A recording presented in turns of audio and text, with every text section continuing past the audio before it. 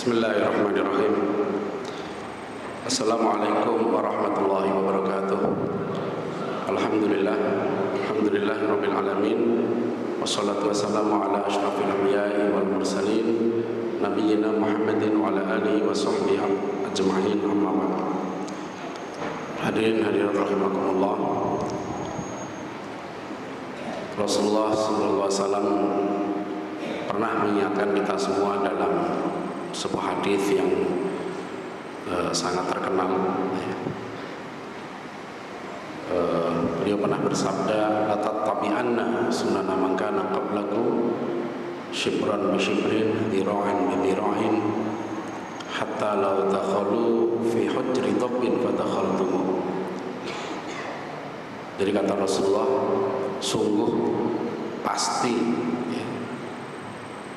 kalian akan mengikuti jejak langkah sunana man kana qablakum, orang-orang sebelum kalian. Shibran bi shibrin, dhira'an bi dhira'in. Kata Rasulullah, kalian ikuti sunnah mereka itu sedikit demi sedikit, ya, sehasta demi sehasta, selangkah demi selangkah. Hatta law dakhalu fi hujri dhabbin fadakhaltumuh, sampai kalau mereka masuk ke lubang biawak sekalipun kamu ikuti mereka. Sahabat Rasul waktu bertanya, apakah mereka kaum Yahudi dan Nasrani wahai Rasulullah? Qala faman, kata Rasulullah, siapa lagi kalau bukan mereka. Ini peringatan keras bagi kita semua umat Rasulullah SAW, bahwa kita harus berhati-hati jangan sampai sedikit demi sedikit mengikuti sunnah, tradisi, cara hidup, cara berpikir mereka kaum Yahudi Nasrani ini. Hadirin rahimakumullah, pada kesempatan pagi ini, karena tema yang diminta saya tentang liberalisme dalam akidah, saya ingin membahas satu fakta, satu kenyataan yang masih sampai sekarang dipaksakan kepada kita, khususnya kepada anak didik kita di sekolah-sekolah. Ya, kita dipaksa untuk mengikuti paham liberal melalui kurikulum yang sekarang disebut dengan kurikulum 2013. Kurikulum pemerintah 2013 ini tujuannya baik, tujuannya ingin agar kita umat beragama, khususnya umat Islam, lebih memahami dan bisa melaksanakan agama kita dengan baik. Tujuan pendidikan nasional kita pun seperti dalam undang-undang itu juga jelas, ya, Undang-Undang Nomor 20 Tahun 2013, bahwa tujuan pendidikan kita adalah membentuk, ya, manusia yang beriman, bertakwa, berakhlak mulia, cerdas, kreatif, mandiri, dan lain-lain. Tetapi sayangnya, kalau kita cek di struktur kurikulum dan isi dari buku-buku ajar yang sekarang sudah mulai beredar di sekolah-sekolah, isinya bahkan masih banyak yang mengajarkan paham ateisme, materialisme, empirisisme, ya, sekularisme, liberalisme yang bertentangan dengan ajaran Islam. Oleh karena itu, saya mengajak kita semua sebagai orang tua, sebagai guru atau pengelola pendidikan, betul-betul sangat berhati-hati. Saya ingin mengambil contoh ini sekalian. Di buku sejarah untuk kelas 10, ya, kelas 10 itu kelas 1 SMA. Saya cek masih, bahkan sekarang lebih canggih lagi, ya, masih menanamkan paham sekularisme, materialisme, dan juga empirisisme, khususnya ketika membahas tentang bab asal-usul manusia, asal-usul nenek moyang bangsa Indonesia. Ini agak mengejutkan karena di dalam bab ini kompetensi yang diinginkan dari diajarkannya bab itu adalah agar siswa lebih mengenal Tuhannya, mensyukuri ya penciptaan yang telah dilakukan oleh Yang Maha Kuasa. Tetapi anehnya ketika membahas tentang asal usul manusia, ditekankan betul dalam bab ini bahwa sains jangan dicampur adukkan dengan agama. Ya, itu secara eksplisit ditekankan bahwa sains jangan dicampur adukkan dengan agama. Juga ditekankan di situ bahwa teori yang menyebutkan, diambil dari teori Darwin, ini disebutkan dengan jelas, ya. Teori yang menyebutkan bahwa manusia itu, kita semua ini, bangsa Indonesia ini, asal usulnya adalah dari hominid. Hominid disebut sebagai sejenis kera, ya, sejenis kera. Ya, sejenis kera itu kera juga berarti kan, sejenisnya kera, monyet, ya, jadi monyet. Jadi Bapak Ibu sekalian silakan dicek bukunya, ya, itu yang saya baca buku terbitan Erlangga, dengan jelas dikatakan bahwa kita semua ini asal usulnya dari hominid, sejenis monyet, sejenis kera. Nah, apa buktinya? Di situ buktinya bahwa kita ini sejenis monyet ditunjukkanlah gambar. Ada 2 gambar besar di situ, digambarkanlah bahwa nenek moyang kita itu wajahnya monyong, tidak pakai baju, telanjang, hidup di goa-goa. Kalau kita cek di internet kita akan ketemu, oh ini maksudnya. Saya tidak paham betul mengapa para ilmuwan kita, ya, masih memegangi teori Darwin ini. Padahal sudah banyak sekali cendekiawan, bukan hanya kalangan muslim, cendekiawan di barat sendiri yang sudah mengkritik, ya, dan itu dikatakan di buku ini sebagai namanya ilmiah, ya, ini katanya teori ilmiah. Kalau mencari asal usul manusia, kenapa yang diteliti itu tulang? Itu tidak ilmiah. Berarti pertama dia salah dalam filsafat ilmu, disebut dengan salah ontologinya, salah mahiyahnya, wordness-nya itu salah. Anda kan mencari asal usul manusia Indonesia. Kenapa yang Anda teliti tulang? Itu udah salah. Anda itu meneliti tulang manusia atau manusia, harus jelas. Karena manusia bukan hanya tulang. Kalau kita mendefinisikan kita sebagai manusia, saya meneliti asal usul manusia, kenapa yang diteliti tulang? Unsur terpenting dari manusia itu bukan tulang. Ya, kita kan manusia nih. Kalau ditanya manusia itu apa? Apakah kumpulan tulang belulang saja? Tidak. Kita disebut manusia itu karena ruh. Itu yang terpenting. Ruh itu yang masuk ke jasad. Jadi ini jasad manusia. Jasad itu pun bukan hanya tulang, ada daging, ada macam-macam. Ya. Jadi udah salah. Buku ini salah mendefinisikan asal usul manusia. Bab itu harusnya bab asal usul tulang manusia. Nah, itu baru benar. Ya, bukan asal usul manusia, karena saya pernah ingat di sini saya sampaikan pepatah Arab yang dikutip oleh Buya Hamka dalam buku beliau pribadi. Buya Hamka mengutip pepatah Arab yang indah.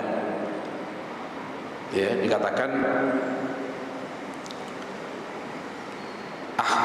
akbil ala nafsi wa ahsin fadailah fa innaka bin nafsi la bil jismi insanun. Ya, hadapkan dirimu pada jiwamu, akbil ala nafsi wa ahsin fadailah, dan sempurnakan keutamaan nafsu itu. Sebab Anda disebut manusia karena jiwa Anda. Fa innaka bin nafsi la bil jismi insanun, dan Anda bukan karena tubuh Anda disebut sebagai manusia. Di dalam lagu Indonesia Raya juga benar sebenarnya, ya. Bangunlah jiwanya, bangunlah badannya. Memang di barat, ya, faham materialisme ini mereka tidak mengakui jiwa itu. Kalau dalam bahasa kita, an-nafs, ar-ruh, al-qalb, al-aql itu merujuk kepada entitas yang sama. Hanya kadang-kala berbeda fungsi. Ya, kalau berfungsi akal ya kaitannya dengan pikiran. Kadang disebut dengan al-qalb, ar-ruh. Ya, Ibnu Qayyim al-Jauziyah menyamakan antara an-nafs itu ar-ruh. Ya, an-nafs itu ar-ruh. Nah, itu ada di dalam. Jadi unsur ini justru penting bagi manusia. Ar-ruh, an-nafs, ya, akal, qalb itu unsur terpenting manusia. Itu disabdakan Rasulullah SAW, di dalam diri manusia itu ada segumpal daging, ya, maksudnya ala wahya al-qalb, ya, fa idza saluhat saluha kullu jasadi wa idza fasadat fasada kullu. Apabila al-qalb itu rusak, maka rusak seluruh tubuhnya, dan apabila al-qalb itu baik, maka baik seluruhnya. Maka kita lewat saum Ramadan ini misalnya gitu ya, kita diperintahkan untuk membersihkan qalb kita. Dan kita tidak, di dalam Islam kita tidak mempertentangkan antara al-qalb dengan al-jasad, an-nafs dengan jasad, tidak kita pertentangkan, tidak terpisah ya. Seperti kalau begini ya, jadi kalau misalnya orang zina, yang zina itu kan jasadnya, tetapi dampak dari perzinahan itu juga jiwanya. Ya. Ada orang-orang di Barat ya yang memisahkan itu. Jadi misalnya gini, oh iya pezina, yang zina kan tubuhnya, tapi jiwanya tetap suci. Ya, dulu ada sebuah film begitu menggambarkan, oh dia istrinya itu berzina dengan orang lain, ya, suaminya mau terima istrinya itu. Karena menurut istrinya, yang berzina kan tubuh saya, tapi cinta saya kan tidak berubah, tetap sama Anda. Gitu. Jadi, nah ini nggak benar nih cara berpikir begitu. Jadi makanya kita saum misalnya, kita yang saum ini tubuh kita, ya kita disuruh tidak makan, tidak minum dan sebagainya, ya tubuh kita. Tapi dampak dari saum itu la'allakum tattaqun, ya supaya kamu bertakwa. Apa yang bertakwa itu tubuhnya saja? Tidak. Seluruh kita, ya terutama ruh, jasad ini al-qalb itu yang bertakwa. Jadi pertama, ya, buku sejarah ini salah, mahiyahnya itu salah, ontologinya salah. Ya, jadi apa yang disebut manusia? Maka kalau mencari manusia jangan di situ dong, jangan cari tulangnya. Yang kedua ini sekalian, karena buku ini Pak saya yakin disusun oleh para ahli. Cara berpikir ini betul-betul sistematis untuk merusak ya akidah umat Islam. Yang kedua, yang salah lagi adalah cara mendefinisikan ilmu. Dikatakan di sini ini sains, ya, menyimpulkan bahwa manusia itu dari monyet itu hasil kajian empiris. Ini namanya sains.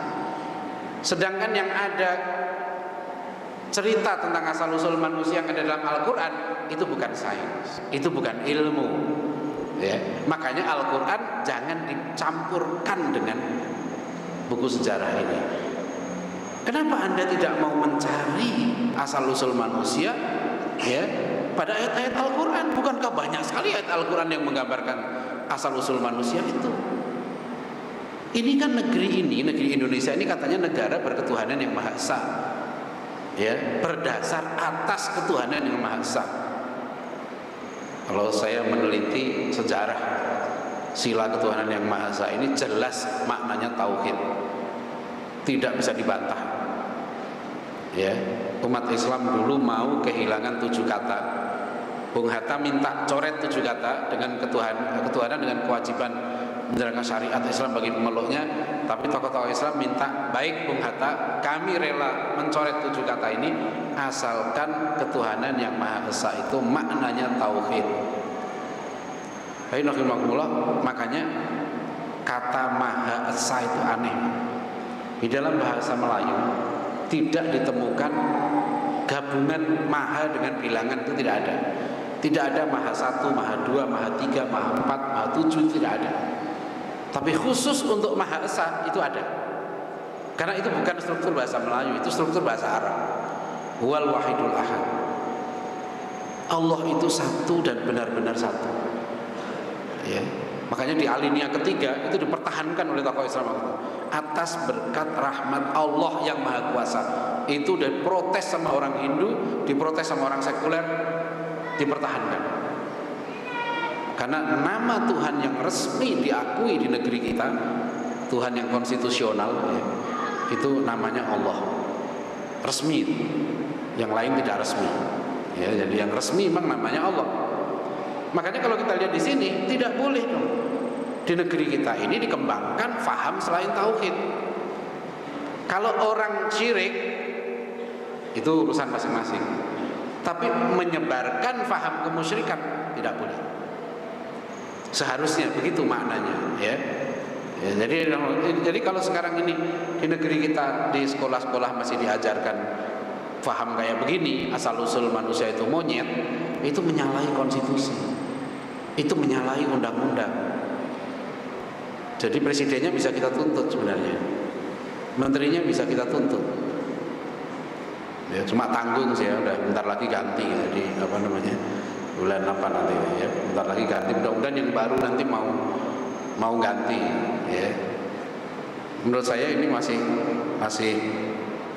parah. Nah, yang kedua, kesalahan yang kedua adalah dalam filsafat ilmu disebut sebagai epistemologi, salah cara merumuskan ilmu. Di dalam akidah kita, di dalam kitab Aqaid Nasafiyah, ini kitab akidah tertua yang ditemukan di wilayah Melayu, yang diterjemahkan dalam bahasa Melayu abad ke-16. Jadi sampai sekarang kalau kitab akidah tertua di Nusantara ini, di Indonesia ini, yang paling tua kitab akidah yang diterjemahkan dalam bahasa Melayu dengan tulisan Arab Melayu itu namanya Aqaid Nasafiyah. Ya, itu sudah ditranslate juga dalam bahasa Melayu, dalam bahasa Inggris, ya, Akidah Nasafiyah. Bunyinya begini, kitab Aqaid Nasafiyah itu dibuka dengan kalimat yang menarik karena itu kaitannya dengan ilmu. Dikatakan dalam buku ini, kitab ini, haqaiqul asya'i tsabitatun. Hakikat segala sesuatu itu tetap. Wal ilmu bihi mutahaqqiqun. Khilafan li sufasta'iyah. Thumma asbabul ilmi linnasi thalathatun. Bil hawasil khamsi wa bil khabari shadiqi wa bil aqli. Kitab Akidah Nasafiyah ini sangat tipis, mungkin hanya 20 halaman. Sangat tipis. Jadi, tapi kata-katanya ini sebetulnya untuk anak-anak nih akidah ini. Tapi saya sering mengajarkan untuk S3. Karena isinya menjawab persoalan yang kita hadapi sekarang ini dalam dunia ilmu. Ya, kenapa orang salah bikin ilmu? Rupanya dia akidahnya salah. Dia nggak ngerti yang disebut ilmiah itu apa sih? Yang disebut ilmu itu apa sih? Kalau orang tidak tahu yang disebut ilmu, bisa sesat. Karena Rasulullah SAW memerintahkan kita cari ilmu. Thalabul ilmi faridatun ala kulli muslimin. Sekarang kalau kita ditanya, yang dimaksud ilmu oleh Rasulullah itu apa? Padahal setiap muslim wajib cari ilmu. Nah, sekarang banyak orang Islam nggak ngerti apa itu ilmu. Taunya duit. Ya, akhirnya orang sekarang banyak cari sekolah, bukan cari ilmu. Thalabul madrasah, ya, faridatun. Ya, jadi mencari sekolah itu wajib. Orang tua sibuk nyarikan sekolah buat anaknya, tapi dia nggak tahu anaknya cari ilmu bukan. Apakah di sekolah itu dia cari ilmu? Ya, karena diperintahkan Rasul cari ilmu, tapi nggak ngerti ilmu yang mana yang wajib dicari. Nah, ini yang pentingnya kita paham ilmu.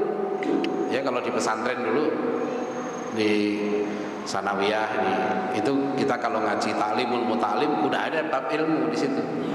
Sebetulnya ada itu. Ilmu yang wajib dicari namanya ilmul hal. Itu.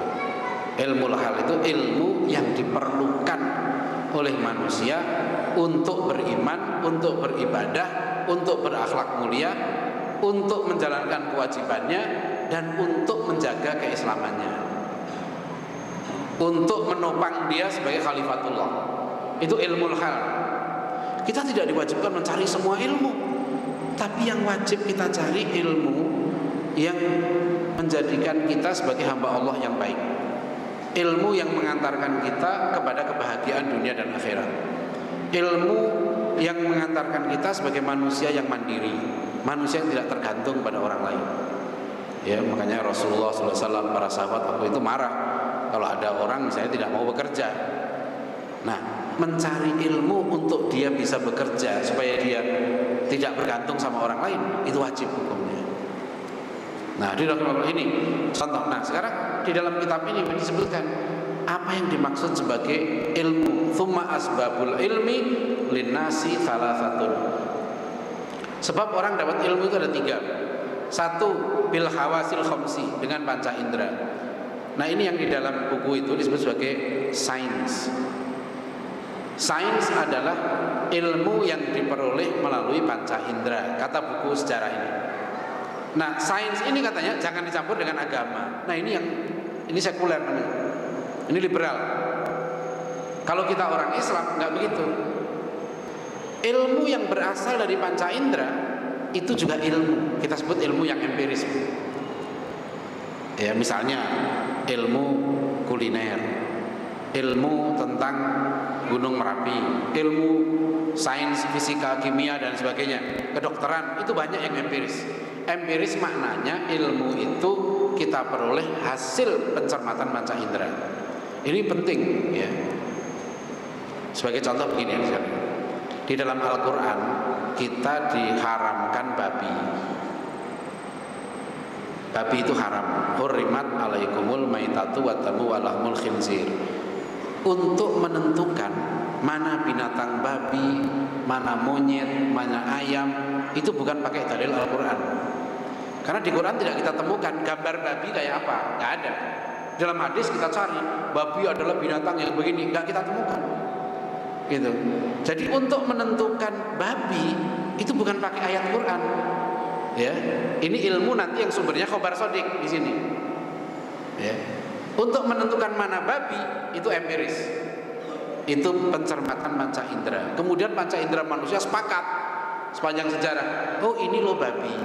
Itu nggak boleh hilaf. Jangan orang mengatakan, oh ini kan babi menurut orang Arab. Kan ayat itu turunnya di Arab. Berarti yang diharamkan babi versi orang Arab. Itu. Nah, versi orang Tangerang beda lagi. Nah, itu nggak boleh. Ya.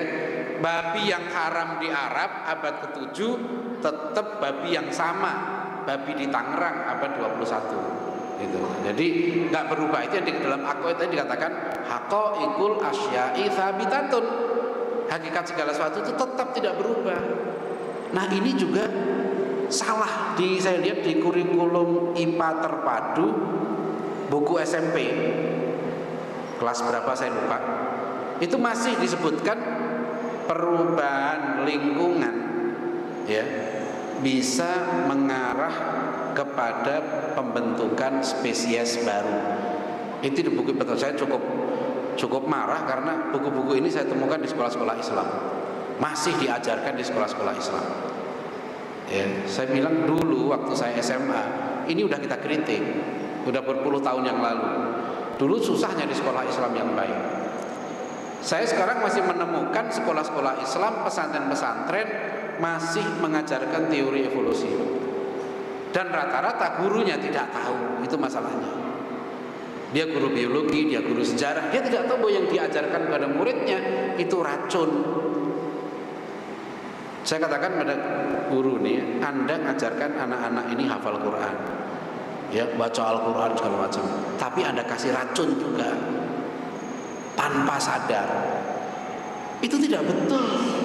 Tidak ada perubahan lingkungan membentuk spesies baru, tidak ada. Yang namanya sapi dalam surat Al-Baqarah itu, sapi zaman Bani Israel.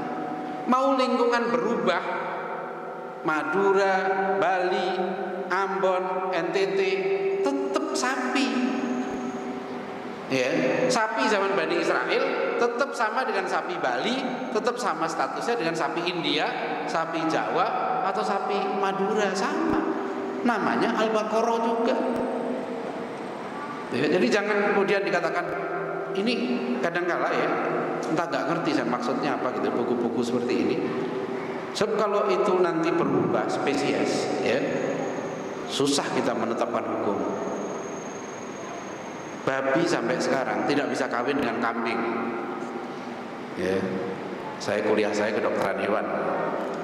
Sampai sekarang ahli embriologi nggak bisa mengawinkan misalnya antara sperma kambing dengan ovum babi. Nanti lahir anak bikam misalnya gitu ya. Apa kambing, misalnya kambing babi, nggak bisa. Ya nggak bisa. Lahir anak badannya kambing, kepalanya babi. Gimana hukumnya? Kan susah itu. Ya. Terus yang diharamkan yang mana? Apa kepalanya doang? Badannya kambing? Nggak bisa. Jadi Harun Yahya itu sudah membuktikan dalam bukunya Atlas of Creation bahwa jutaan tahun yang lalu yang namanya udang tetap udang. Fosil-fosil yang ditemukan sekarang ini itu tidak berubah spesiesnya. Itu yang saya heran, makanya di buku-buku IPA kita, sejarah untuk anak-anak kita, kenapa kritik-kritik yang terbukti ilmiah ini nggak dimasukkan? Ya, jadi mohon yang punya sekolah hati-hati, ya, jangan. Nanti kalau kita nggak tanggung jawab, guru-guru kita menyampaikan hal yang tidak benar, itu ilmu yang salah, tidak ilmiah. Coba ini saya lihat, dikatakan di situ ilmiah. Apa ilmiahnya? Dia katakan bukti bahwa manusia itu dari monyet, hominid tadi itu buktinya katanya empiris. Empiris yang mana? Empiris itu begini. Kalau ada sekarang manusia purba, ya, sekarang masih hidup, yang mulutnya monyong tadi masih ada. Dia bilang begini, saya 2 juta tahun yang lalu hidup. Memang saya saksikan betul. Jadi dia menyaksikan, itu namanya empiris. Empiris itu langsung kita indra. Tapi kalau dia cuma ketemu 1-2 fosil, satu di Solo, satu di Wajak, satu dia bilang ini Homo wajakensis, dibilang ini Homo soloensis, ini Pithecanthropus erectus. Pertama sekali, kok kita lebih percaya kepada Profesor Dubois yang menemukan fosil itu, orang Belanda. Kayak nabi aja itu didewa-dewakan. Saya ingat karena sejak saya SMA itu juga yang diajarkan. Sampai sekarang saya lihat ini juga profesornya masih sama. Ya. Kok kita mau? Ya kan? Sebagai orang Islam, apa dia sahih nih riwayatnya? Ya kan? Ini orang kafir kita percaya. Dan bagaimana tulang itu, ya, mulutnya monyong, sudah terbukti di satu kasus ternyata mereka memalsukan geraham beruang supaya kelihatan monyong.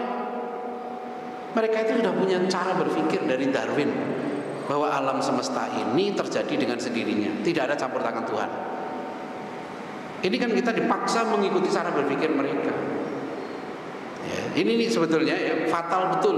Ya, saya cukup sedih karena yang saya sedih pernah tahun 2010 ya, saya diundang Kementerian Agama waktu itu untuk muzakarah ulama-ulama tafsir.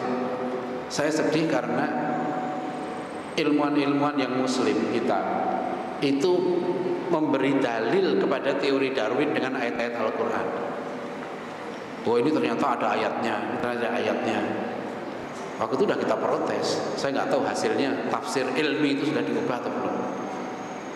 Jadi caranya salah. Asal usul manusia, asal usul alam semesta itu cerita tentang masa lalu. Kalau cerita tentang masa lalu bukan wilayah empiris. Sama seperti kelahiran kita, itu bukan empiris. Kita secara pribadi tidak bisa memastikan secara empiris bahwa saya ini anaknya Pak ini, nggak bisa. Kalau ditanya, kok Anda mengakui bapak ibu Anda ini, dalilnya apa? Dasarnya apa? Oh, saya lihat sendiri kok waktu saya lahir ibu saya ini. Oh, nggak bisa. Itu empiris namanya, ya. Yang kedua, rasional. Apa buktinya Anda anaknya Pak ini? Oh, wajahnya mirip kok. Oh, banyak orang yang tidak mirip. Ya, ada bapaknya cakep, ibunya cakep, anaknya jelek. Ada ibunya jelek, bapaknya jelek, anaknya cakep, bisa juga, ya kan? Nggak mesti itu. Dalil menentukan hubungan kita dengan orang tua kita bukan empiris, bukan rasional. Itu wilayahnya khobar sodik. Khobar sodik artinya cerita yang benar. Khobar sodik, true report. Dari mana saya mengakui bahwa saya anaknya Pak ini? Saya tidak perlu tes DNA. Saya tidak perlu membuktikan dengan tes golongan darah, tidak perlu. Dan saya akan berdosa kalau saya tidak hormat sama orang tua saya, meskipun saya tidak tes DNA. Dari mana saya mengakui hubungan itu? Dan saya yakin ini orang tua saya. Semua karena cerita khobar. Orang tua saya begini, paman begini, nenek begini, kakek begini. Tidak ada satupun orang yang membantah bahwa saya anaknya ini. Sebab kalau nanti ada satu orang yang kita percayai memberi kabar pada kita bahwa kita bukan anaknya ini, itu bisa goyah. Ya, ini namanya khobar sodik. Dalam dunia ini sehari-hari kita terima khobar sodik itu. Kalau kita naik pesawat, kita jangan pakai ilmu empiris dan rasional. Nggak naik kita pesawatnya. Pesawat ini mau terbang ke Surabaya. Ini betul Pak, pilot. Bapak pilot enggak? Dari mana buktinya Bapak pilot? Kalau kita masuk ke restoran, tidak harus kita menyaksikan sendiri ayam itu disembelih. Ya kan? Kalau kita mau pastikan empiris, nggak makan-makan. Minyak goreng, ini betul kan dari sawit? Gimana membuktikan? Akhirnya kan kita khobar kan? Oh, ditulisin sawit, ya, tanpa racun. Udah percaya kita. Kalau kita mau membuktikan sendiri, tes sendiri. Ya, itu namanya kita empiris gitu loh. Jadi makanya dulu ada seorang ilmuwan kita, Sultan Takdir Ali Syahbana, dia seorang rasional, seorang empiris. Sama Kiai Haji Agus Salim dibantah. Takdir, kalau Anda pulang ke Padang jangan naik kapal. Karena begitu Anda naik kapal, Anda tidak rasional. Anda nggak ngerti kapal ini mau kemana, cuma beli karcis, masuk, sudah percaya kapal sampai ke Padang. Kan itu aja. Kita juga nggak tahu Pak, pesawat itu nabrak gunung atau enggak. Pokoknya dibilang pesawat dengan ketinggian 32.000 kaki. Bener nggak 32.000 kaki? Nah, dia juga cuma percaya aja kan. Jadi jangan sok-sokan bahwa kita mau empiris. Dalam dunia ilmiah, khabar sodik diterima. Kalau nggak diterima, nggak ada yang lulus sarjana. Guru mengatakan kecepatan cahaya 270.000 km per detik. Ayo jawab. Pak Guru dari mana tahu kecepatan cahaya segitu? Apa Bapak ngukur sendiri? Gurunya kan bilang katanya sih, kan gitu. Katanya itu begitu. Apa saya ngukur? Enggak juga. Kecepatan gelombang elektromagnetik ya sekian ribu kilometer per detik gitu. Apa Bapak ngukur? Enggak, katanya. Rumus Einstein E sama dengan MC kuadrat. Tanya dosennya. Pak dosen, Bapak tahu dari mana ini rumusnya Einstein? Apa Bapak lihat sendiri Einstein menulis itu? Oh iya, Einstein itu teman saya. Saya lihat waktu dia nulis rumus itu, saya lihat sendiri. Itu benar itu, empiris. Ya itu namanya empiris. Tapi kalau dia masih mengatakan katanya sih, gitu kan? Itu katanya guru-guru saya begitu. Apa betul ini rumus Pythagoras? Lebih kacau lagi. Jadi jangan sok ilmiah, jangan sok empiris. Ketika kita mencari asal-usul manusia, kenapa Anda nggak percaya pada Al-Quran? Satu-satunya kitab yang ditulis dan dihafal dari awal. Kenapa Anda tidak percaya pada hadis Nabi? Muhammad SAW itu adalah satu-satunya manusia ya, yang baik kawan maupun lawan mengakui dia jujur. Umur 25 tahun beliau diberi gelar Al-Amin. Kenapa Anda percaya kepada tukang soto, Anda percaya kepada tukang warung, Anda percaya kepada pramugari, tapi Anda tidak percaya kepada Nabi Muhammad SAW, yang beliau mengatakan, ini saya Nabi utusan Allah, saya menerima wahyu. Itu sumber yang sodik, khobar yang sodik. Saya ini mengingatkan kita semua hati-hati ya, karena di dalam buku-buku pelajaran kita masih salah. Mana yang ilmiah, mana yang tidak ilmiah. Ya, ini seolah-olah ini sains, ini bukan sains. Tidak begitu cara berpikir. Mencari asal usul alam semesta. Kayak Amerika sekarang meluncurkan pesawat ke planet Mars, biayanya sampai ratusan miliar. Saya heran, untuk apa? Mereka bilang asal usul planet Mars itu diteliti. Mereka meneliti asal usul bulan. Buat apa? Ya kan? Buat apa meneliti? Itu bab tentang asal usul manusia Indonesia. Kesimpulannya cuma manusia Indonesia itu asalnya dari Kamboja. Terus mau ngapain kalau dari Kamboja? Untuk apa itu diajarkan? Nah, ini cara pengajaran yang sekuler. Orang mengajar sejarah tidak ada nilai apa-apa. Kalau kita sebagai umat Islam mengajar sejarah manusia, lihat surat Al-A'raf 172. Wa idh akhadha rabbuka min bani Adam min dhuhurihim wa asyhadahum 'ala anfusihim dzurriyyatahum alastu bi rabbikum qalu bala syahidna. Dulu kita pernah bersaksi di alam arwah. Kita ditanya oleh Allah, alastu bi rabbikum, dan kita semua menjawab qalu bala syahidna. Betul ya Allah, kami menjadi saksi. Maknanya kalau kita lihat sejarah begitu, sekarang kita di dunia, kita meneguhkan kesaksian kita kepada Allah. Allah satu-satunya Tuhan kita. Asyhadu alla ilaha illallah. Itu maknanya. Yang kedua, sejarah kita sejarah Nabi, bukan sejarah monyet.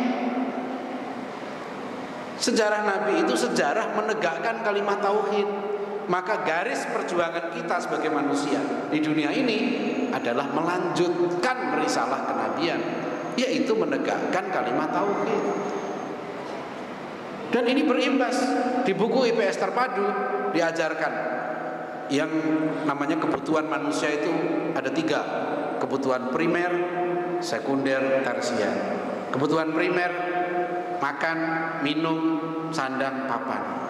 Ini kebutuhan monyet. Ya. Monyet juga perlu baju sekarang ini untuk joget, ya. Tapi di Jakarta nggak boleh. Ya. Jadi itu ada. Jadi sekarang ini ya diarahkan ke situ materialisme. Padahal kebutuhan primer kita ada yang lebih tinggi dari makan minum. Kebutuhan apa? Ibadah kepada Allah SWT.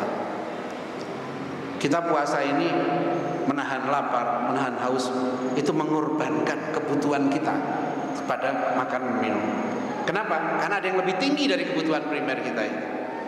Nah, ini nggak ada di buku sejarah atau IPS Terpadu. Nanti semua diarahkan materi. Misalnya definisi maju, negara maju, Amerika, Jepang, Korea, Inggris dan lain-lain. Maju. Apanya yang maju? Bagi kita sebagai Muslim, kalau kita bilang negara maju, yang utama itu manusianya. Maju itu maksudnya apa? Dalam bahasa kita maju itu sebenarnya bertakwa. Walau anna ahlal qura amanu wattaqu la fatahna alaihim barakatim minas sama wal ardh. Itu harusnya program utama calon presiden ini. Kampanyenya, saya akan membentuk Indonesia menjadi negara maju, yaitu negara yang bertakwa. Itu benar. Karena ayatnya begitu, walau anna ahlal qura amanu wattaqu. Tapi kan kalau bilang negara maju, definisinya definisi barat. Income per kapita 10.000 US dollar per tahun dan seterusnya. Yang mana Pak maju itu? Maju itu maksudnya kita makin dekat dengan Allah. Itu maju dalam pengertian kita orang Muslim, kita maju hidup kita. Kalau tambahnya umur kita itu kita semakin takarrub pada Allah. Dalam hadis qudsi dikatakan, kalau hambaku mendekat kepadaku sejengkal, aku berjalan sehasta. Kalau hambaku berjalan, aku berlari. Jadi kita ini disuruh hidup kita semakin dekat, semakin maju. Itu takwa. La'allakum tattaqun. Jadi inilah salah satu tantangan, ya, saya hanya menunjukkan beberapa kasus saja ya, di buku-buku pelajaran yang diberikan kepada anak-anak kita.